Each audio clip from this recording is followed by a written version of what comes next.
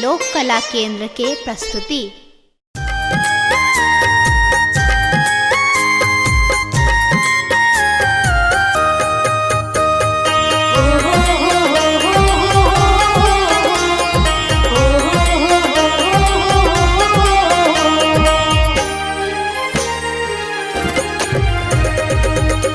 बनही में पावनी पड़लई मोरा हेयो लक्ष्मण द्वारा। बनही में पावनी पड़लई मोरा हेयो लक्ष्मण द्वारा। यो आह लक्ष्मण द्वारा सुनु यो लक्ष्मण द्वारा। यो आह लक्ष्मण द्वारा सुनु आह लक्ष्मण द्वारा। बनही में पावनी पड़लई मोरा हेयो लक्ष्मण द्वारा। बनही में पावनी पड़लई मोरा हेयो लक्ष्मण द्वारा।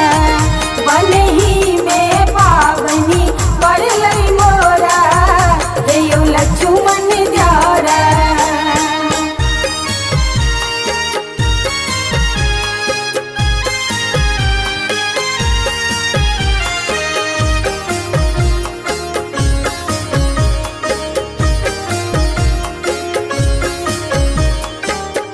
ससुर जी सजा का कहिया भार पठाए देथिन।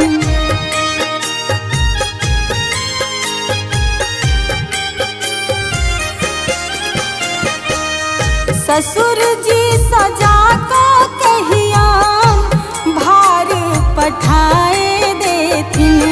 ताहिला का पावनी है तई मोरा हेयो लक्ष्मण द्वारा। ताहिला का पावनी है तई मोरा हेयो लक्ष्मण द्वारा। बनही में पावनी पड़लई मोरा हेयो लक्ष्मण द्वारा।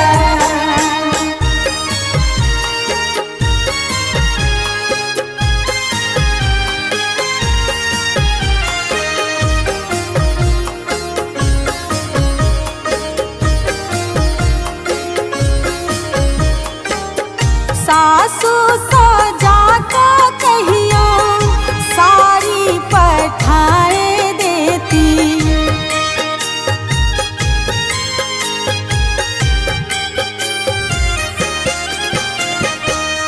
सासु सजा का कहिया सारी पठाए देती।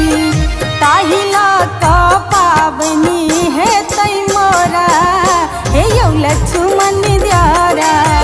ताहिला का पावनी है तई मोरा हेयो लक्ष्मण द्वारा। बनही में पावनी पड़लई मोरा हेयो लक्ष्मण द्वारा।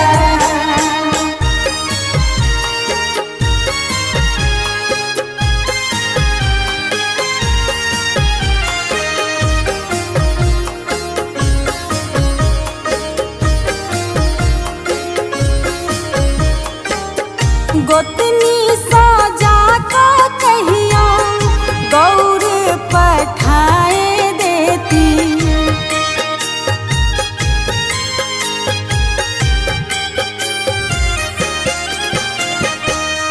गोतनी सजा का कहिया गौरी पठाए देती।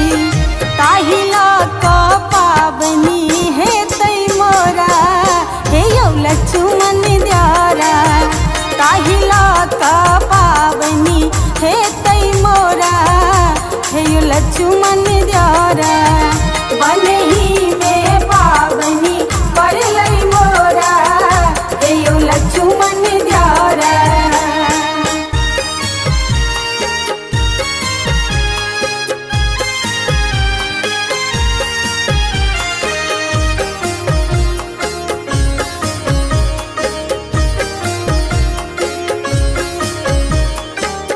ननदी सजा का कहिया जाही जूही पठा